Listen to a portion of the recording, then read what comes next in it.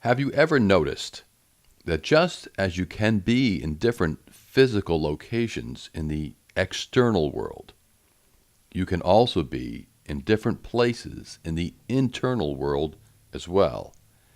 For example, different moods, different states of mind, different kinds of thoughts, feelings, and impulses. In the outer geophysical world, there are beautiful mountains and valleys, oceans and deserts. The internal world also features a variety of different landscapes, some very dangerous and unpleasant, and some beautiful beyond words. Have you ever tried to consistently take note of this internal landscape? How well do you know the topography of your own internal world? The purpose of this movie is to tell you about a certain state of consciousness which has always been available to you, familiar to some mystics and martial artists, but which is seldom experienced with any consistency by most people, although flashes of it do occur every now and then. It should really be our normal state of consciousness, but most people have not even heard of it before. Spending more time in this state of consciousness would enormously improve the quality of our lives. It would help us to avoid thinking, feeling, and acting in inappropriate ways, and to save a certain kind of mysterious energy that can have a transformative effect when not dissipated by our ordinary state of consciousness. Our parents should have taught us about this state of consciousness, and their parents should have taught them. But they and their ancestors forgot about it a long time ago. We'll call this state of consciousness non-identification, a term coined by the mystic Gurdjieff in the early 1900s. This term can best be understood by referring to its opposite, identification, which is more or less our normal waking stream of consciousness. Identification is very similar to dreaming. When we dream, we take the dream content for granted, no matter how extreme or absurd. It never occurs to us that the content may be suspect. It does not occur to us that we are dreaming. We take the dream as reality. We do not question the basic premises of the dream. We go with the flow, even if we are flying or running from dinosaurs. We don't say, "Wait a moment, this can't be right."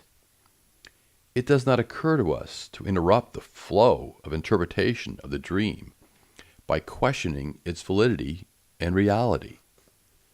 In the same way, when we are awake, our consciousness is like an empty stage that can be possessed by all sorts of thoughts, feelings, and behaviors.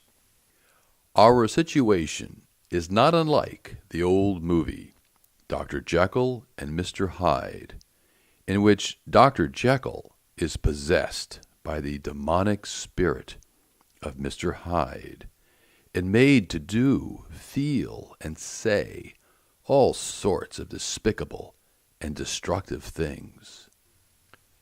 Another analogy is that our consciousness is like a radio receiver that can tune to all sorts of different stations, and then it thinks it is generating the music itself on the fly.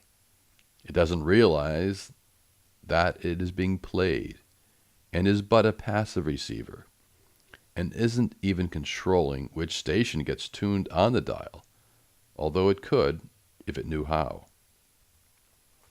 We are possessed by whatever gets played because the thoughts and feelings and impulses are automatically occurring in us.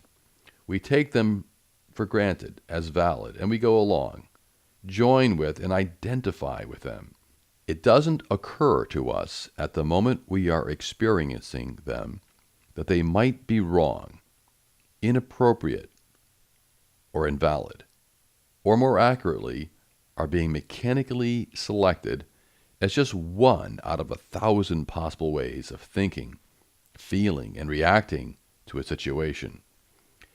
Just as when we are dreaming, we don't know we are dreaming and can't wake up from the dream and are incapable of questioning that reality, so too, in our so-called waking state, it does not occur to us to question the wisdom and validity of our experience. That is, of our thoughts, our feelings, views, attitudes, impulses, and reactions to any given situation at a given moment. That tendency to take the validity of our immediate experience for granted, in combination with the lack of awareness that there are many alternative views, is the essence of identification. Identification is very much like dreaming. It is a kind of waking dream. It is also like being possessed by a spirit who wears glasses that distort the perception of reality in a specific way and who has access to very limited information.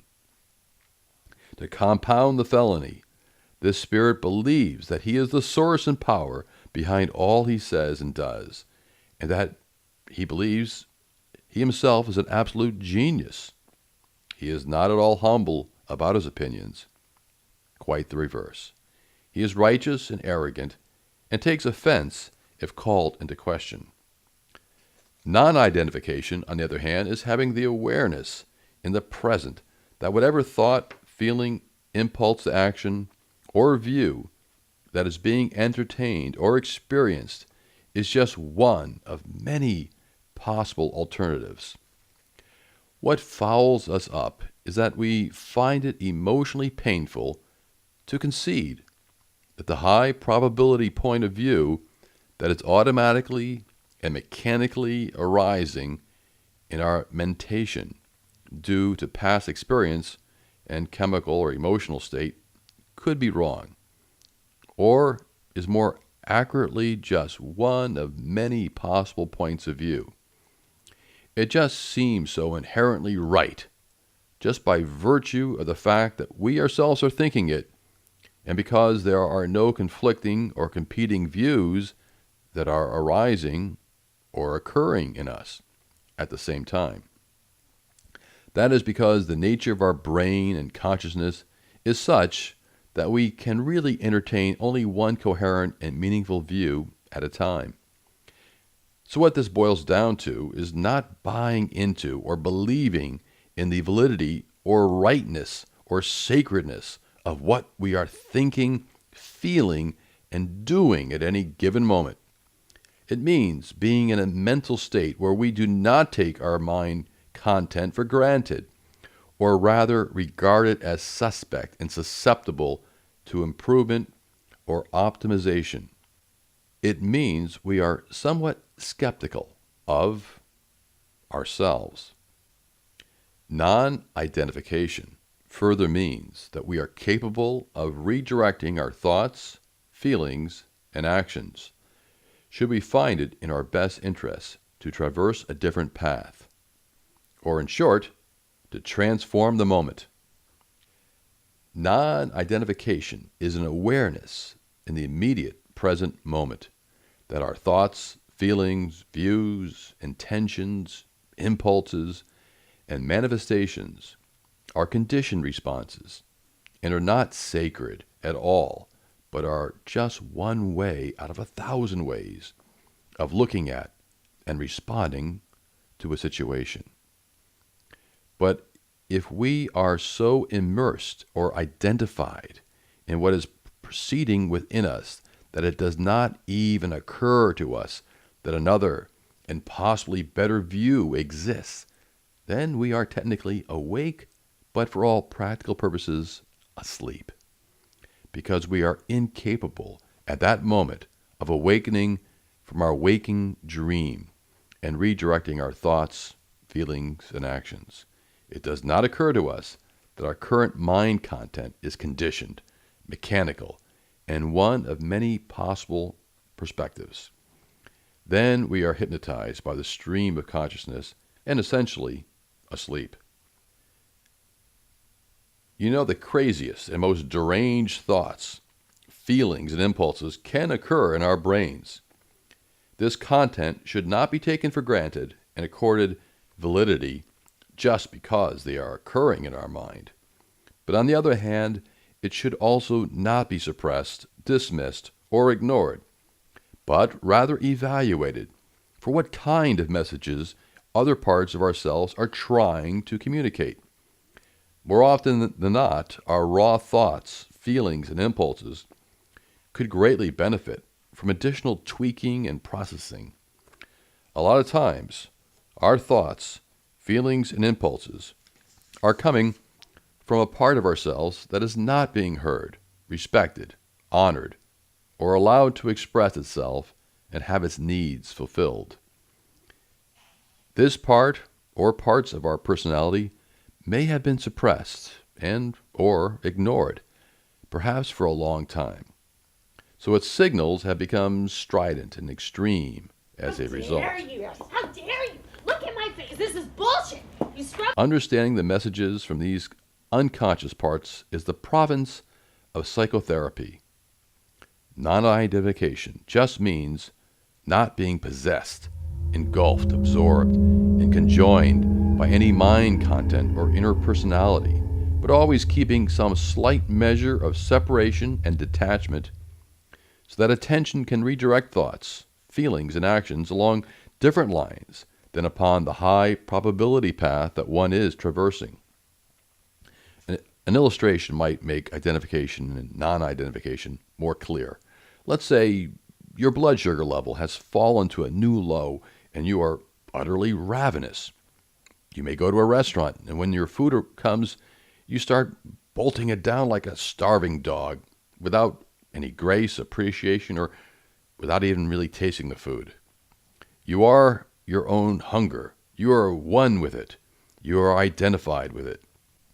At that moment, there is nothing separate that can allow you to see what is happening, and in that noticing, choose a different course of action, like eating more slowly and consciously. Non-identification at that moment would entail sufficient self-awareness to first observe or sense that you are eating like a dog, and then to redirect one's behavior to eat in a more conscious, deliberate, and leisurely manner. The essence of identification is that another way of looking at things or doing things never even occurs. An alternative doesn't even dawn on you. You are so consumed by your own waking dream that you are in fact possessed. And most of the time, the spirit doing the possessing is not exactly pushing our best foot forward.